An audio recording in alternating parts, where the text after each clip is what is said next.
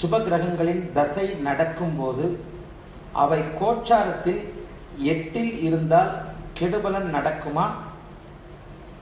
தசாபலன்களை எப்படி கோச்சாரத்துடன் பொருத்தி பலன் சொல்வது? சத்யா சாஃப்டி, முதல்ல தெரிஞ்சுக்கங்க, ஜோதிடம் என்பதே 2 விதமான இணைவுகளை வைத்து பலன் சொல்வது தான். பாரம்பரிய ஜோதிடம் தான் அனைத்து முறைகளுக்கும் தாய். இந்த பாரம்பரிய ஜோதிடத்தில் அடிக்கடி வலியுறுத்தப்படுவது ஒரு முக்கியமான விஷயம் என்ன அப்படின்னு சொன்னால், லக்னத்தையும் ராசியையும் பொருத்தி பார்த்து தான் நீங்கள் பலன் சொல்ல வேண்டும் அப்படின்றது தான். லக்னமும் ராசியும் ஒன்றாக இருந்தால்தான், லக்னத்தையும் ராசியும் ஒன்றாக வச்சு தான் நீங்கள் நிச்சயமாக பலன் சொல்ல முடியும். இது எந்த முறையாக வந்தாலும் இதில் வந்தால் தான் துல்லியமான பலன் சொல்ல முடியும். அப்போ லக்னம் ராசின்ற போது நீங்கள் இப்போ கேட்குற மாதிரி கோச்சாரம்னு வந்துடும். இந்த லக்னத்தை நான் அந்த பிறந்த ஜாதகத்தையும் கோச்சாரத்தையும் தசாபுத்தியும் கோச்சாரத்தையும் பொறுத்துறது எப்படின்னா, தசாபுத்தி என்பது நிரந்தரமானது, கோச்சாரம் என்பது மாறுவது. ஜோதிடம் என்பதே ஜாதகம் என்பதே, ஜாதகம்ன்றது என்ன? நீங்கள் பிறந்த அன்று இருந்த கோச்சார நிலை. உங்கள் பர்த் சார்ட் எடுத்து பார்த்தீங்கன்னா, உங்களுடைய ஜாதகத்தை எடுத்து பார்த்தீங்கன்னா, நீங்கள் பிறந்த அந்த வினாடியில் அந்த நிமிஷத்தில் வானத்தில், நீங்கள் பிறந்த அன்று வானத்தில் கிரகங்கள் எந்த நிலையில் இருந்ததோ அதை குறிப்பிடுவது தான், அன்றைய கோச்சார நிலையை குறிப்பிடுவது தான் உங்களுடைய ஜாதகம்.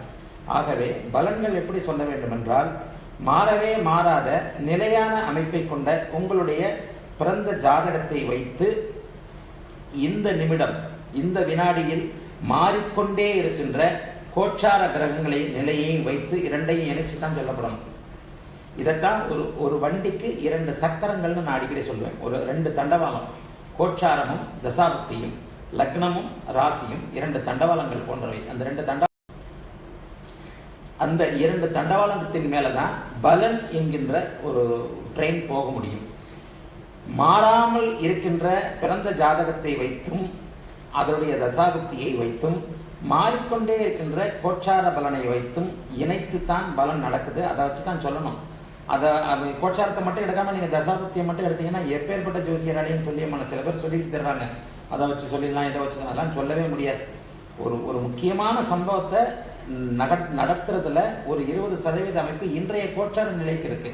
உதாரணமாக ஒரு மரணம் நடக்கிறது, இவர் மரணம் தப்பிச்சுக்குவாரா மரணமா அப்படின்ற நிலையை கணிக்கிறதுக்கு கண்டிப்பாக அன்றைய கோச்சார நிலையில் லக்னாதிபதியோ அஷ்டமாதிபதியோ எந்த நிலையில் இருக்கிறார் அப்படின்றத வச்சு தான் வெகு துல்லியமாக சொல்ல முடியும். இல்லை, இவருடைய அமைப்பு தப்பிச்சுக்குவார், இவர் ஆஸ்பத்திரியிலேருந்து வந்துடுவார், அல்லது இவருக்கு நீங்கள் நான் அப்படித்தான் சொல்லி கொண்டிருக்கிறேன், அப்படித்தான் பலன்கள் நடக்கும் என்பதும் வேத ஜோதிடம் சொல்லுகிறது. ஆகவே ஒரு சம்பவம் நடக்குமா, எப்போது நடக்கும், எப்படி நடக்கும், ஒரு நல்ல காரியமோ கெட்ட காரியமோ நடக்குமான்றதுக்கு அன்றைய கோச்சார நிலை. நீங்கள் என்ன கேட்குறீங்க, சுபகிரகங்கள் 8ஆம் கோச்சாரத்தில் இருக்கும்போது அவர் 8ல் இருந்தால் கெடுபலன் நடக்குமானா, சுபகிரகமாகிய புதனுக்கு 8ஆம் இடம் நல்ல இடத்தை செய்கிறதுன்னு தான் சொல்லப்பட்டிருக்கு. அதாவது 2, 5, 8, 11 அந்த இடங்கள்ல இருக்கிற புதன் நன்மைகளை செய்வார் அப்படின்னு தான் கோச்சாரத்திலையும் சொல்லப்படுது.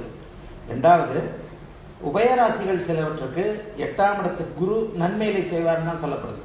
உபயராசிகள் இப்போ அந்த கோச்சாரத்தில் 6, 7, 10 இந்த அமைப்புகள், சில அமைப்புகள் மட்டும்தான் சுக்கிரனுக்கு நல்ல இடங்கள் இல்லை. மற்றபடி ஒரு 9 இடங்கள் 1லிருந்து 12 வரைக்கும் சுக்கிரனுக்கு நல்ல இடங்கள் தான். ஆகவே கோச்சாரத்தில் கூட இந்த நம்பரை பார்க்காம, இப்போ நான் எழுதுறது ராசி பலனில் பார்த்தீங்கன்னா 8ல் குரு இருந்தால் கூட சில நிலையில் நல்லதாக தான் எழுதுறேன். அப்போ கோச்சார ரீதியாக நம்முடைய ராசிக்கு அந்த கிரகம், அதாவது ஒரே குதிரைக்கு லாடம் கட்டின மாதிரி ஒரேடிய ராசி பலனை பார்க்காம, நீங்கள் என்ன ராசியில் பிறந்திருக்கிறீங்க, நீங்கள் உதாரணமாக தனுசு ராசியில் பிறந்திருக்கிறீங்க. தனுசு ராசியில் பிறந்த ஒருவருக்கு குரு 8ல் வரும்போது குரு உச்சமாவார். ராசிநாதன் உச்சமாகிற நிலைமையில எப்படி உங்களுக்கு கெடுபலன்கள் இருக்கும் சொல்லுங்க பார்ப்போம். உதாரணத்திற்கு இன்றைக்கு தனுசு ராசிக்காரர்கள் 10ல் குரு இருக்கு, 2 வருஷத்துக்கு முன்னாடி 8ல் குரு இருந்தபோது யாராவது கஷ்டப்பட்டாங்களான்னு கேளுங்க. தனுசு ராசிக்கு அவரே ராசிநாதனும் ஆகி அது உபயராசியுமாகி, உபயராசிக்கு 8ல் மறைந்தால் கேந்திராதிபத்திய தோஷம்னு சொல்லுவோம். கோச்சாரத்துலலாம் கேந்திராதிபத்திய தோஷம் கிடையாது. இருந்தாலும் வேறு சில நிலைகளில் ராசிநாதனே 8ஆம் இடத்துல வலுப்பெறுகிறார் அப்படின்ற போது அவர் கெடுதலை பண்ணுறதுக்கு வாய்ப்பே இல்லை. ஆகவே இந்த மாதிரி பொது விதிகளை உள்ளே போய் நுணுக்கமாக பார்க்க கற்றுக்கிட்டிங்கன்னா பலனை நீங்கள் கண்டிப்பாக உங்களால் தெரிஞ்சு கொள்ளவும் முடியும், உங்களால் சொல்லவும் முடியும். எப்படின்னா இயற்கை சுபகிரகமா, அந்த கிரகம் உங்களுக்கு தசாநாதனா, அல்லது உங்களுக்கு நல்லவைகளை செய்வாரா, கெட்ட அமைப்புகளை செய்வாரா, இந்த அமைப்புகளை நீங்க தெரிஞ்சுக்கிட்டு அதற்கப்புறம் அவர் 8ல் இருந்தால் எப்படி. ஆகவே தசாபக்திகள், அதே நேரம் தசாபக்தி ஒரு குரு தசையே நடக்குது. அந்த குரு தசை நடந்து கொண்டிருக்கும் ஒரு நபருக்கு குரு கோட்சாரத்தில் நீசமாக இருந்தால் அது தர வேண்டிய பலனை தராது. அதே நேரம் இதை இன்னொரு விதமாகவும் பார்க்க வேண்டும். குரு உங்களுக்கு கெடுபலனை தருகின்ற நிலைமையில ஜாதகத்தில் இருக்கிறார்.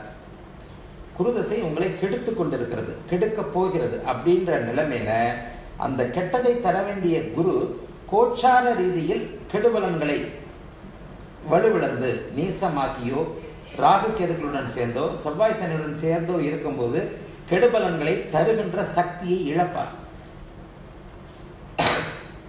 ஒரு 10 ஒரு கேள்வியை பார்க்காம அந்த கேள்விக்குள்ள இருக்கிற அந்த உள்ள அர்த்தத்தை புரிஞ்சுக்கிட்டீங்கன்னா ஜோதிடம் ரொம்ப பிடிபட்டுரும். தசா பலன்களை எப்படி கோச்சாரத்துடன் பொருத்தி பலன் சொல்றதுன்னு கேட்குறீங்க. அப்போ அந்த தசா பலன்கள் இயற்கை சுபகிரகம் 8ல் மறையுமா, மறைஞ்சா என்ன பண்ணுறதுன்னு கேட்குறீங்க. தசா பலன் எப்படிப்பட்டது? ஒருவருக்கு ரிஷப லக்னமாகி 8ல் குரு வலுவா இருக்கிறாரு. அப்போ அவருக்கு கெடுபலன்கள் நடக்கும். வெளிநாட்டு அமைப்புகள், தூரதேசங்கள், ஓடித்திருந்து பிழைக்கிற அமைப்பு, வேறு எந்த விதமான அமைப்பும் சனியோட தொடர்புகள் இல்லாமல் இருந்தால் கொஞ்சம் கெடுபலன்களை தான் தருவார் முதல் 8 வருஷம். இப்போ இந்த கெடுபலன்களை தரக்கூடிய ரிஷப லக்னக்காரருக்கு 8ஆம் அதிபதியாகிய குருதசை ஆரம்பிக்கும் போது கோட்சாரத்தில் அவருடைய குரு வலிமையின்றி இருந்தால், அவரே மிதுன ராசின்னு வச்சுக்குவோம். ரிஷப லக்னம் மிதுன ராசியா வச்சுக்குவோம். ரிஷப லக்னத்திற்கு பிறந்த ஜாதகத்தின்படி 8ல் ஆட்சியாக இருக்கின்ற அந்த குருதசை நடக்கும் போது ராசிக்கு 8ல் நீசமாகிறார் என்றால் அவர் கெடுபலன்களை தருகின்ற சக்தியை இழப்பார். அந்த ஒரு வருஷத்துக்கு மட்டும்.